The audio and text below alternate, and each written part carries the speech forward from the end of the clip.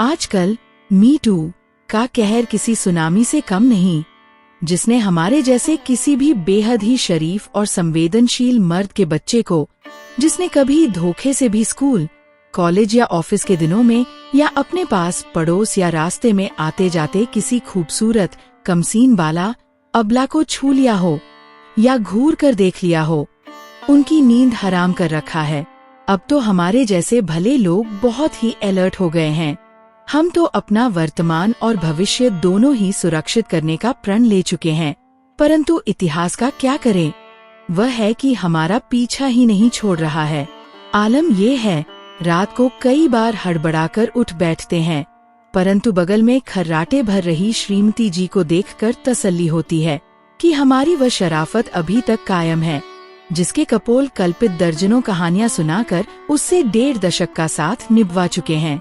पिछले कुछ दिनों में जब कई छोटे बड़े नेता, अभिनेता, कवि, लेखक, व्यापारी पर मी टू का अटैक होने लगा तो हमारा भी ब्लड प्रेशर बढ़ना स्वाभाविक था। आफ्टर ऑल हम भी उतने शरीफ तो है नहीं जितना कि दिखते हैं। बहुत सोच विचार कर एक शाम हमने अपनी धर्म पत्नी जी से इस संबंध में पूछ ही लिया, डार्लिंग, मान लो कल के दिन कोई भी महिला यदि मुझ पर मी टू का आरोप लगाती है, तुम क्या करोगी? वह हंसते हुए बोली, मी टू और आप?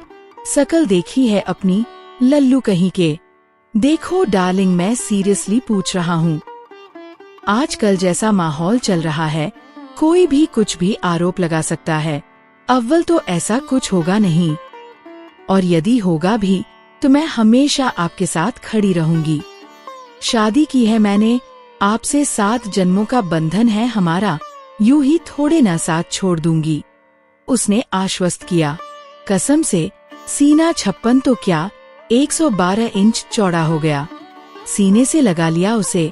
बातों ही बात में कब नींद की आगोश में आ गए पता ही नहीं चला।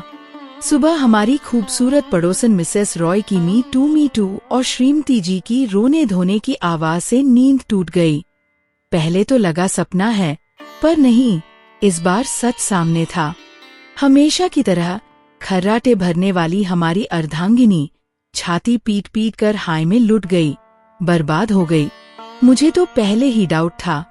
तभी मैं कहूँ कि पड़ोसी के बच्चे मेरे बच्चों जैसे क्यों दिखते हैं, इसीलिए कल मीठी मीठी बातें कर रहे थे और भी न जाने क्या क्या। 7 जन्मों का बंधन टूटने में पल भर नहीं लगा था। चुप कर, कुछ भी बके जा रही है। शर्म कर, बगल वाले कमरे में बच्चे सो रहे हैं। मैंने उन्हें चुप कराने की कोशिश की।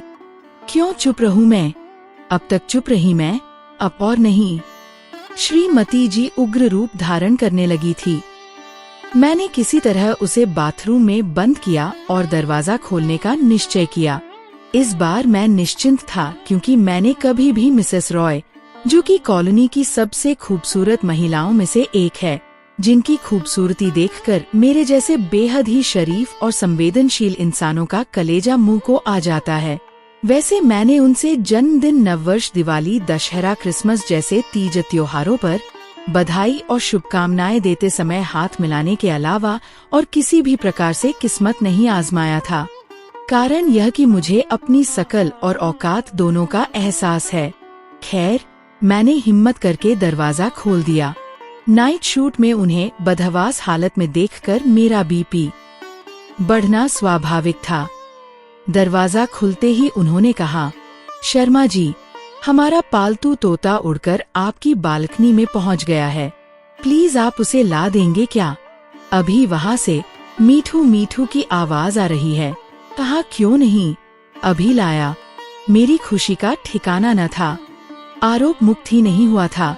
पत्नी के सामने हमारी शराफत और दूध का धूले होने का एक और प्रमाण भी मिल गया था।